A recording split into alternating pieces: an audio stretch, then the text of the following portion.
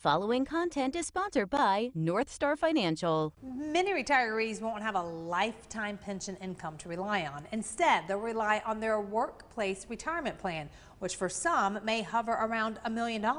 Sounds pretty good, right? Joining us now for Retirement Coffee Talk are George Fossing and Zach Jenkins. They're part of the team at NorthStar Financial Planning Retirement Planning, a local area firm that focuses on preparing people for a successful retirement. George and Zach are also popular radio show hosts. I like the name of this, guys. This is for the middle-class millionaires. That's a thing? I like it. What should their strategy be, and what do you mean? Well, first, the middle-class millionaires, people with the 401ks and IRAs and such, they put away. We're seeing a lot more of that now. Right. It's pretty awesome. They've never had more money in their entire lives than they do right now. Right. And the market's kind of all over the place right now. Right. But, you know, protecting that is number one. Right. You know, you want to keep that millionaire status. And again, you don't have to be a millionaire. Yes. Okay. But the whole thing is, you know, people work hard, they save, and they've got a lot of money set aside. The problem is most of them are in deferred retirement accounts. Basically, they haven't paid taxes on it. Oh. Yeah. Okay, so you can like with the 401ks that come out like of our paychecks, I can be paying taxes on that now, or do you do that? Yeah, I mean, you could do that now. There's different ways of doing it, but that's a good thing to do. So they're matching at your 401k, absolutely the right thing to do. Yeah. The problem is it's regarded as ordinary income when you start taking it out. So basically like your money's deferred wages. But I'm good until I touch it. Yeah, but the problem is when you start touching it, you know, you start taking out $30,000 or $40,000 a year to live off of to supplement your Social Security. Yes. That's regarded as income. You might be deemed rich. Uh-oh. Yeah, and which means, hey, Bill and Susan, now you can pay more on your Social Security, so you're going to be taxed on that at a higher rate. Oh, Bill and Susan, okay, you can pay higher Medicare premiums because you're rich. Oh, Bill and Susan, also your prescription drug coverage. We're going to charge you more for that. Can you not just show them your bank account and be like, no, Bill and Susan, we're not rich yet. We're not rich. So it sounds like the problem. There's solutions, though. That's the big thing. And again, sitting down with folks, we sit down, we show them the tools. Let's get you past that. So when you do retire or in retirement, because we got a lot of people who watch this program in retirement, obviously, and they go, hey, it's too late for me. No, not at all. So what do people, with a significant amount of money do to make sure that they're really getting the most out of that money? I know that sounds like a first world problem, like, oh, I got so much money. How do I get the most out of it? But it comes naturally for you. I know, right? But, but it could be a problem, and it could end up costing you more than you actually have. Yeah, I mean, I think it's the easy answer is, well, it has to do with just putting together the proper plan, right? And that's dependent on the situation. One of the things that we've heard a lot about recently is just, the market and volatility towards the downside in the market, and what's the appropriate amount of risk, for someone to have as they are either nearing retirement or, like as George just said, a lot of people watching the show are already retired. Well, the risk that you had or the allocations you had 10 years ago may not be appropriate today. One thing you don't want to find yourself having to do during retirement is waiting for the market to come back. So having the proper plan. If we were to go through another financial crisis and someone's allocations are similar to what they were in 2008, well, if they were down 50%, well, they're going to need 100% to get back just to where they were.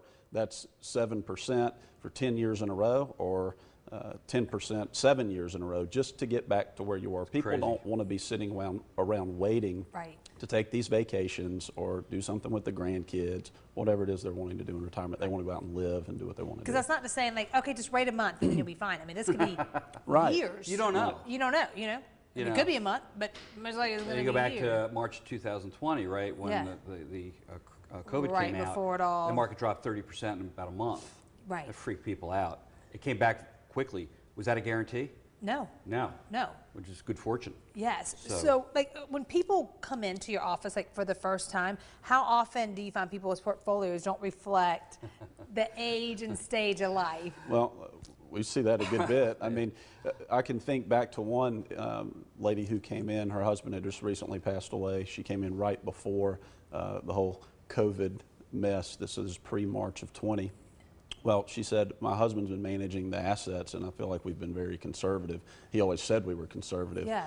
Well, we've got a software. We run an analysis for folks. We plug in, the individual funds or either stocks that they're using, and it awards them a risk score, 1 to 100. 100 would be safe, just like in cash, no risk, 100 would be like Bitcoin. Well, she had about a 78 of 100, which meant that she, if we were to go through another financial crisis, she was looking at being down almost $500,000 in her portfolio. $500,000. You know, you don't want to find out the hard way. No. So right? you were able to help before it got there. You know, I mean, ounce of prevention, pound of cure. Holy cow. And I think right now, you know, when we do these analysis right now, it really shows people that, you know, the markets are very volatile. No one cares about volatility. What they care about is the drawdown. Yeah. You were here, now you're here. Yes. And you go out there like, I just want to get back to here. I want to get back there. Well, you're not guaranteed to get back to there. So what you want to do is not go down there at all. And I think in our industry, we do a disservice out there. People, you know, advisors could do a better job of listening to their clients and saying, listen, you've got enough, okay? You don't need to become more rich, you just don't want to become poor. So reduce your exposure, and there's different tools and ways to accomplish that we sit down with people. I mean, yesterday we sat down with some folks, and these aha moments, they're smart people. Yeah. Okay, and they go, how about this tool? And here's the downside protection of 40%, you can't lose. And they go, what? We've never heard of these things. I said, they're there, okay? Our job is to show this to you and incorporate this. You know why? It's not about the product, it's about you sleeping at night. Sleeping at night. And one thing, too, to make sure you're talking about is tax planning, because that plays a huge role into all of this. Absolutely. And again, I think if you're working with an advisor out there, I'm sure they're doing the right thing, and they're showing you ways to mitigate your tax liabilities in the future. You know, we had Brian Jeter on the other week, right, with he's a CPA. Big proponent of that, and we were talking to him in private, and he goes, and a lot of people in his business, they just deal with that year's tax liabilities. They don't look future. One reason we work with Brian is because he thinks down the road. His team does the same thing we do.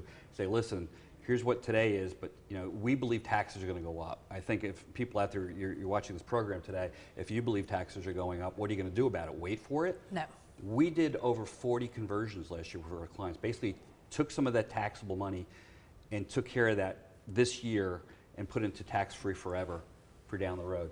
Tell me that doesn't make sense for people, right? De-risking on a tax liability standpoint. Makes sense and you sounds need to be good. doing this, and again, it's no additional fee for that. It's something we just do for our clients.